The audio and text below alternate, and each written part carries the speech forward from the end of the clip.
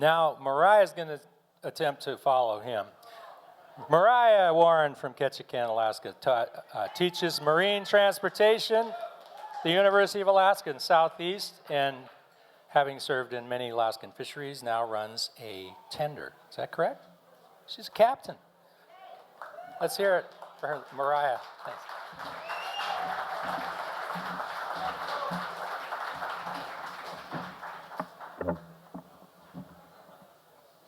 This reminds me that I'm short. That's better. Hi, everybody. First piece I'm going to read tonight, I wrote some years ago. I was fishing albacore offshore with Heather Sears. She runs The Princess, and she runs all-women cruise. And we called it Girl Island. And she was dating a guy who ran a big skookum chuck called the Island Girl.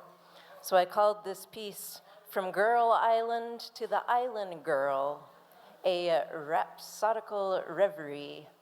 And I think I have it memorized. So Heather turned the wheel west. She smiled with a sigh. I won't lie, the guy has me impressed. The ocean here is lonely, and I miss that voice. I've made my choice. The static and the silence are too strange. We'll run until we're within range of the Island Girl boys. Down below the blowing seafoam, you can hear a fearful noise, and a tune, all in the tone a supplicant employs. We're more than merely nervous. They aim to cook and serve us, freeze and thaw, and then hors d'oeuvre us. And we know that they deserve us, but Poseidon, please preserve us from those vicious and bloodthirsty killer Island Girl boys.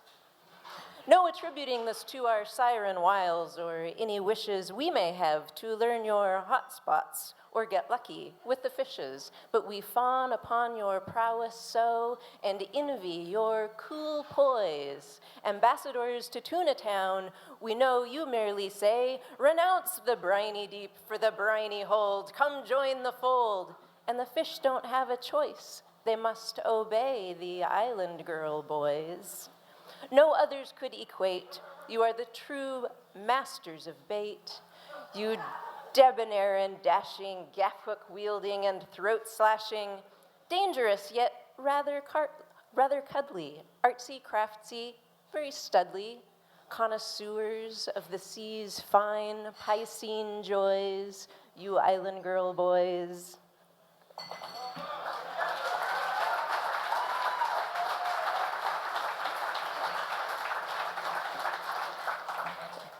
Thank you. This one I wrote the first year that I was salmon tendering, and I spent a lot of years selling to tenders in a lot of different fisheries, and I love my fleet so much. And sometimes they make me absolutely crazy, and I'm sure sometimes I make them crazy, but this is about my darling fleet making me crazy.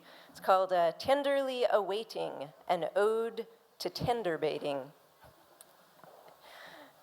From 2015, not a good year for the fisheries.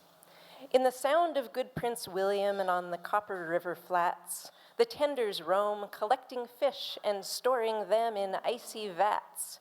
But while, like anxious mama ducks, they track the fisher folks migrating, the gillnetters spend their days in plotting ways of tender baiting. They would call us on the radio, then hide in distant bays, and on the darkest nights, with blazing lights, pass thundering through the haze. Without the slightest doubt, they'd plot the route most close by where we lay, and only deviate from tender baiting when they saw their prey. With an apparent disregard for the confusion that it sowed, an unknown voice would say, I quote, "I'm where I've been, come take my load."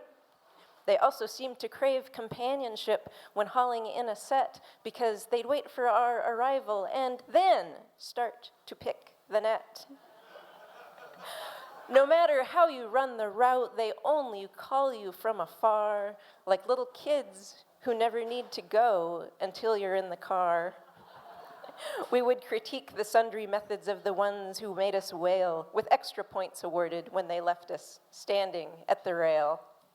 But in the month of old Augustus, when at Ifloat we were laying, while the seiners made their millions and the gillnet fleet was fraying, and we waited for the sockeye, and the sockeye never came, and we went looking for the silvers, but the silvers did the same.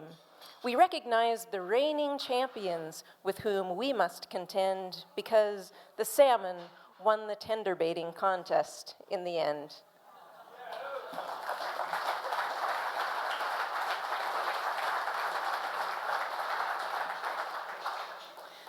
This one I wrote for two dear friends who may be here tonight. I think they possibly made it into town. Glenn and Christine. I met Christine when I was working with Glenn and another diver in the dive fisheries. She came aboard to make four. The two of them got married a couple years later, so this was written for them. I called it Love Me Tender. It was my toast for their wedding. When Glenn and Christine set to sea, intrepid and in love, he was her dauntless diver darling, she his tender topside dove. And through the vagaries of life afloat with storms and dirty socks and only grumpy, muffled roars from Glenn's communication box, through the wind and sleet and blinding hail, it could not be denied. Through all we do, she always knew her place was on Glenn's side. She came to comprehend our friend, each aspect of his charm, and yet, despite the means and motive, she never did him harm. Today we see the revelry, our dearest groom and bride, and celebrate one knot, at least, which most elegantly tied. A blessing for the plucky pair, and here is how it goes. May he always mind the comms, and may she never kink his hose.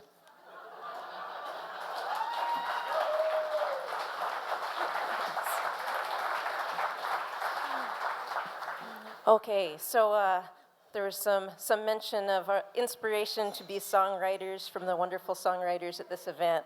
This is a short song that I wrote, and I'm hoping to get some help with it.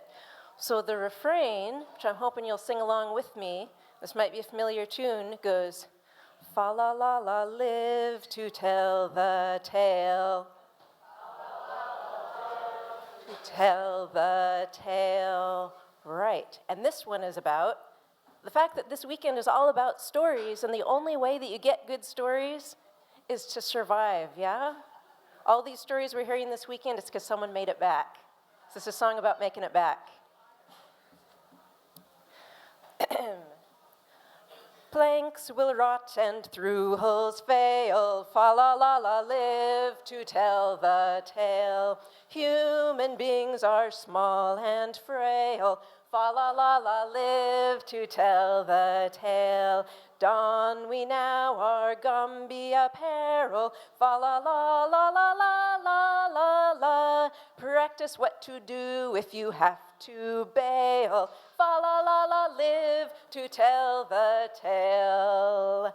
Radars don't work well in hail, fa la la la, live to tell the tale. Grab the flares and the ditch kit pail, fa la la la, live to tell the tale. Come on, get your ship together, fa la la la la la la la la. And pee in a bucket, not over the rail, fa la la la, live to tell the tale.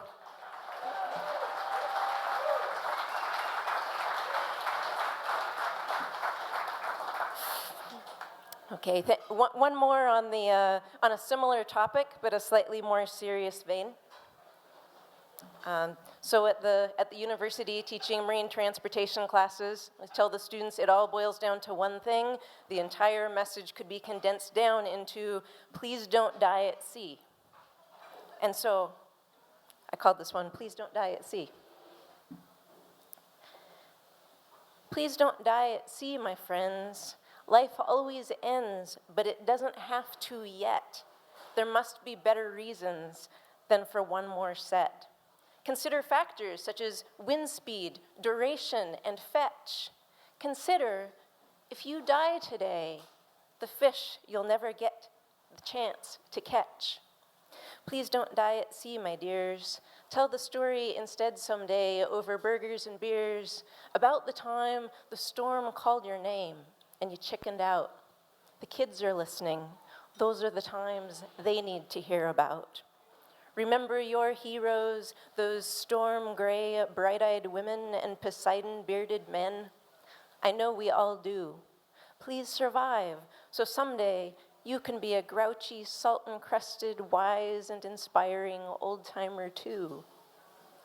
Please don't die at sea, my loves, when rigging screams and the breakers roar, and you know it should be the last set, and someone suggests just one more. Think of your loved ones. Think of me. Please don't die at sea.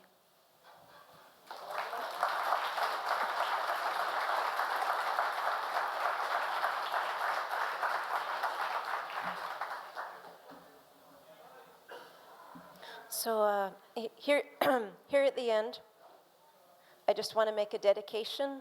I know it would be usual to have the dedication at the beginning, but it's going to be hard to say, so it's better this way. I was born and raised in Alaska, but my dad was from Astoria. This is his hometown. My dad was an adventurer, a sailor, a musician, a fixer of boats. He's the one who first taught me to fish, although he was never a commercial fisherman. I think he watched my maritime adventures and misadventures with a mixture of approval and concern. When I became a captain, he's the one I would call with boat questions. What kind of bottom paint? Call Steve. Fiberglass project? Call Steve. 8 months later, I still find myself reaching for the phone. He died last summer, not at sea, though that had never seemed unlikely, but in a hospital far from home. I'm pretty sure he would have taken the sea option if given a choice.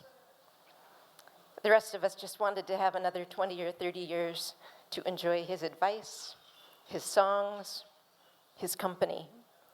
So this one was for Steve. I wish he could be here.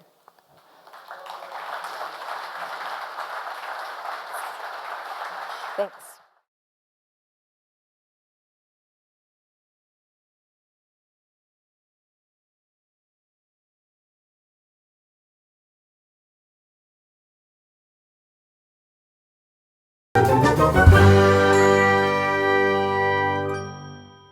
My name is Raymond Chorneau. Okay. Is this your first time here? Not my first time, no, but first time coming to the Fisher Folk Poets, you know. Enjoyed it last night. I had a friend who was reading, Duncan Barry. He's from, he lived here and fished here and now lives a little further south down the Salmon River. But he came to read, and so I was compelled to come and join. And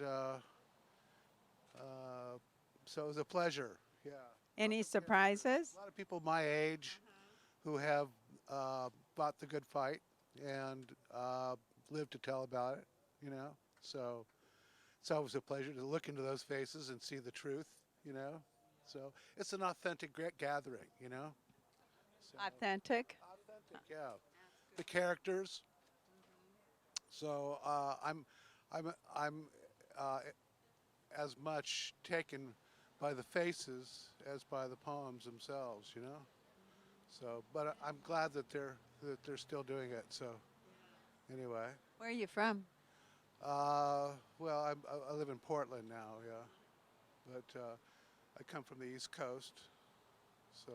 I have a feeling you have quite a story. I do, but we don't have time.